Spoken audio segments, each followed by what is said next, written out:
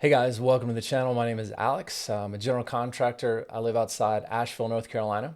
And a couple of years ago, my wife and I bought some property about a half an hour from us, and we had a dream to build something kind of unique, something different. We started looking at shipping containers and domes and tree houses and just all kinds of things. We wanted to make something special and unique and weren't quite sure what to do and didn't know where to get started, didn't know how much these things cost, like how do we build a budget, how do we get through our building department, how do we think about occupancy and filling it up and marketing, just all kinds of things.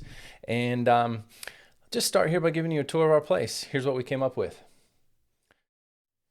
So the vibe that we were going for is basically a nice hotel room in the woods.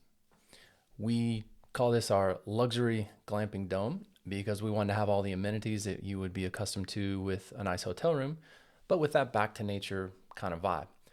So just a couple of overall notes. This is a 30-foot dome. It is made by Pacific Domes, and that's a company that's out of Ashland, Oregon. We love them. We're actually an affiliate with them. I don't have an affiliate link. It's not really that kind of setup, but if you reach out to us and we make an introduction, they do give us a little something, so heads up there. But this is a 30-foot, what they call a dwell dome, which means it's their series that has a front door. It has these skylights, as you can see, and really just comes with the shell. And then you can design the interior however you like. Well, I tell you what, that there's a fine looking yurt. Dad, that's not a yurt, it's a dome. Well, I know what it is, Bobby. I can see it with my own two eyes. Yeah, but Dad, a yurt's made out of wood. A dome's made out of steel.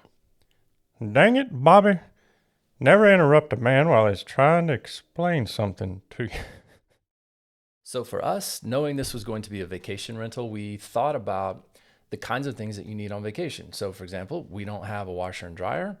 We don't have a dishwasher in here. We have these little induction cooktop units. On the outside, we have a barbecue grill, and then down at the fire pit, we've got an outdoor cooking setup there. But we don't have necessarily everything that a normal house would have, but it is considered a house. From the county's point of view, this has plumbing, mechanical, power. We're hooked up to our local utility. I'll get into that more later in terms of how to develop something, but basically we wanted to design something that would have everything that you would need for maybe 3 to 5 days stay. So as you can see on the outside, we've got our own little fire pit area with a hot tub and barbecue grill. Love being outdoors. This is kind of what we were going for here. Shout out to Levi Kelly for the great pictures that he took. By the way, he told me to start a YouTube channel like 6 months ago, and I've been putting it off.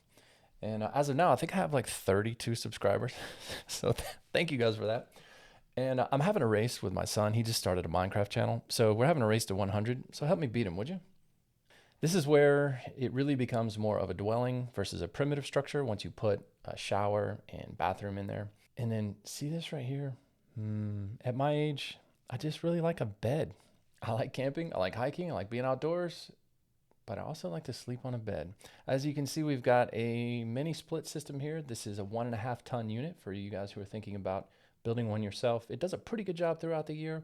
I'll dive more into the energy characteristics of these things down the road, but this is our primary heating source. It does heating and cooling. For the wintertime, we've got an additional plug-in air conditioning unit, standalone unit, just kind of off the shelf that you can buy. We also have a propane burning stove. We got a propane burning stove.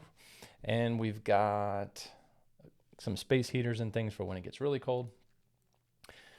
Again, these are just the little touches that my wife came up with to, have people really have a unique experience. Again, couches and beds in a tent. This is probably the fanciest tent you're going to see. When we built this, we didn't know how successful it was going to be. We thought that if we made something really cool and unique, that people would like it and they would support us. And so we're humbled and grateful that it's been really awesome. I'll show you our calendar here, just to give you an idea of how things are looking for this year. As you can see, there's a few dates that are left here. But basically, we're booked out for about 9 months in advance on this one. And again, thank you to everyone who's staying with us and supporting us. We've actually built a second one. That's a 24-foot unit, and that's what this series is going to be about. I filmed everything as we were building it, and so I'm going to show you a lot of that footage as we go through here.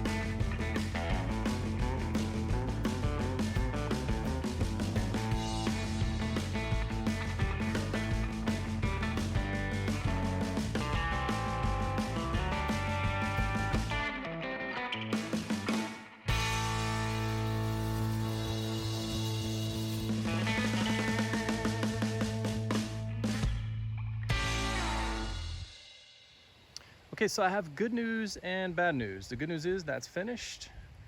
Bad news is there's not quite enough to complete it. The good news is this entire driveway is lined with more what they call riprap. The bad news is I have to dig it out of there. And I really don't want to do that. Oh, I really don't want to do that. I really don't want to do that. So here's my options. I can go buy some more. I can dig all that out of there. We wanted to redo that whole ditch anyway. Sometimes you just don't want to do it. You know, you just don't want to do it. You don't feel like it. It's like, I don't feel like it. I don't want to do it. I don't want to do it. Okay, guys, that's it for episode number 1. I hope you enjoyed that and got some useful information.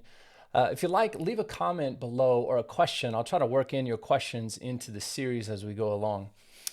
So thanks for watching. We'll see you in the next one. Oh, and to my future self who's totally going to cringe when you watch your first video, just remember, at least you're putting something out there. And don't forget, you're good enough, you're smart enough, and doggone it, people like you.